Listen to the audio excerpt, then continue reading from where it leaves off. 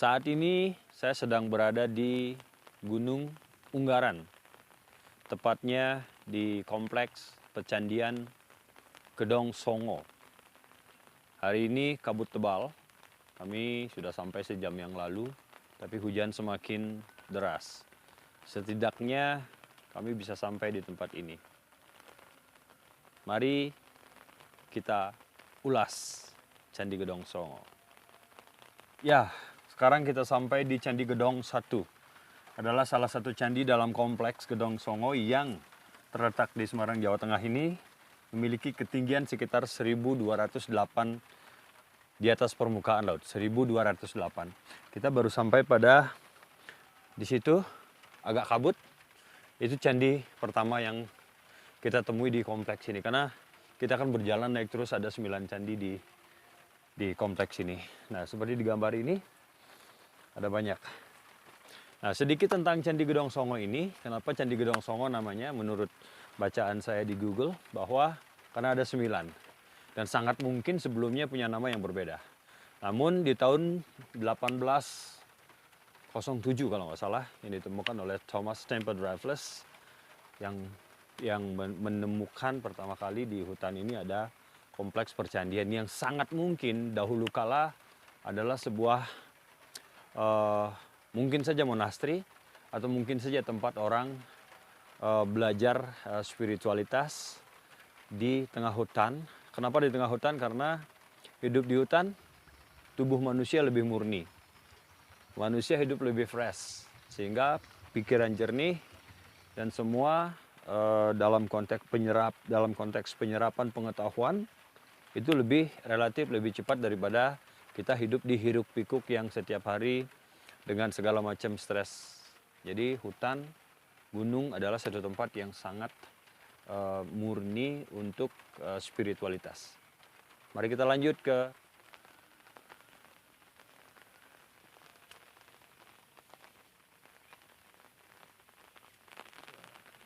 nah, ini candi pertama yang di dalamnya masih ada orang yang menggunakan untuk tujuan spiritual, karena dupa, bunga masih ada di dalam. Nah, hari ini saya tidak bisa masuk ke situ karena pakaian saya seperti ini, walaupun mereka tidak ada larangan untuk celana pendek, tapi saya merasa cukup di sini saja dulu. Menuju candi berikutnya, candi kedua. Jadi jarak dari candi 1 dengan candi 2 ini cukup jauh. Setelah yang di bawah di candi 1 itu tertata karena digunakan untuk pengunjung wisata secara umum. Tapi semakin ke atas, semakin ke dalam, kita semakin memasuki hutan. Jadi trekking naik ini lumayan menghabiskan nafas, menghabiskan energi. Kita lanjut ke candi berikutnya.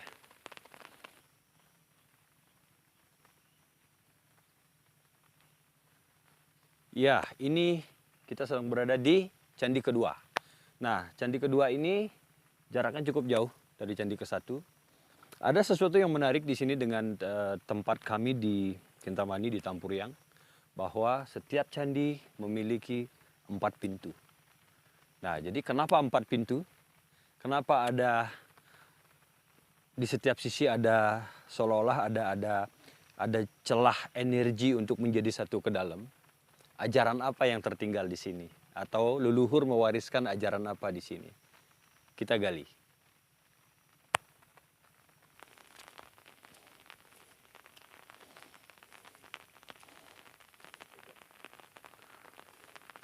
Sekarang berada di candi ketiga. Nah, candi ketiga ini mulai agak berbeda.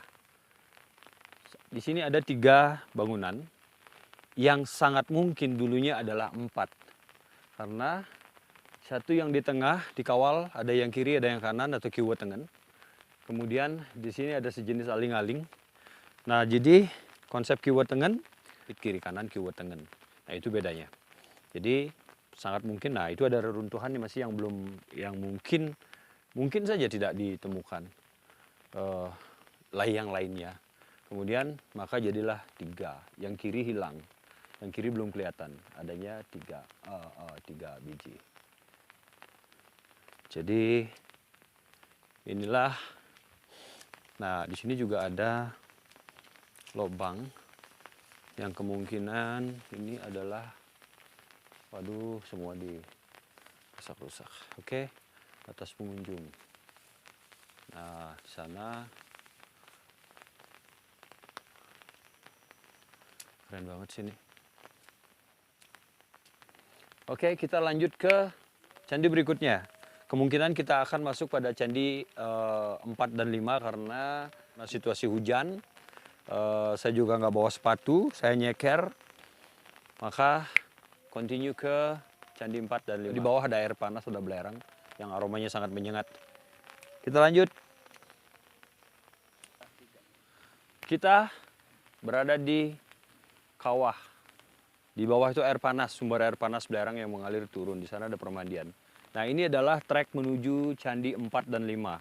Nah, nanti dari 4 dan 5 kita bisa langsung turun kembali ke titik awal. Kita lanjutkan ke candi 4 dan 5.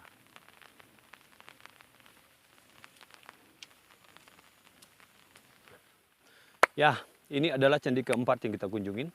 Setelah menempuh perjalanan mungkin sekitar 2 km ya, perjalanan naik di tengah hutan. Lumayan terhengah-hengah. Karena nanti setelah keempat, kelima saya langsung turun.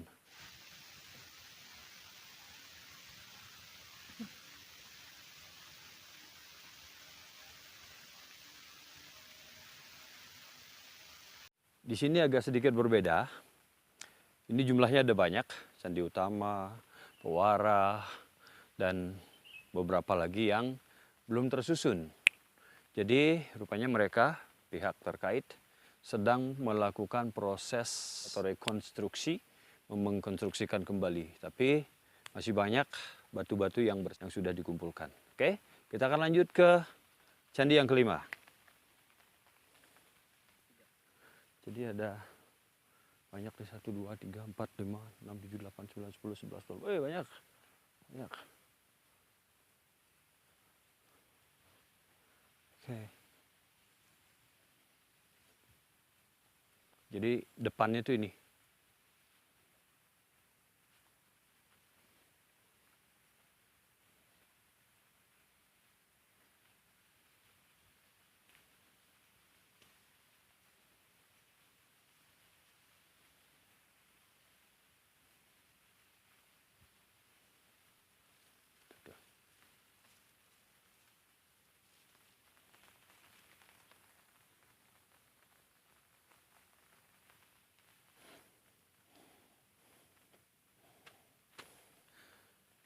Kita memasuki candi kelima.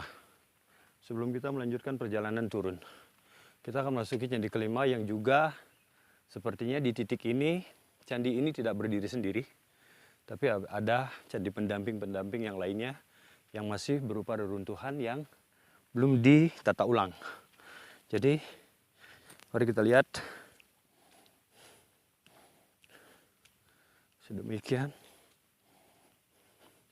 Ini udah ketinggiannya udah cukup tinggi, bahkan gunung-gunung yang lain pun kelihatan dari sini. Wow.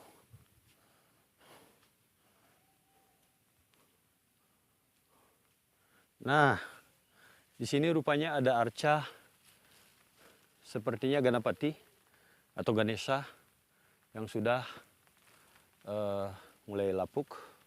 Jadi ini adalah konsep, kalau kita bicara Ganapati Tatua, jadi bagaimana orang-orang zaman dulu itu jumeneng dalam atau hening, atau mendengarkan suara hati kalau bahasa sekarang, atau mendengarkan dalaman dengan cara duduk hening seperti itu yang mereka sebutnya sebagai jumeneng.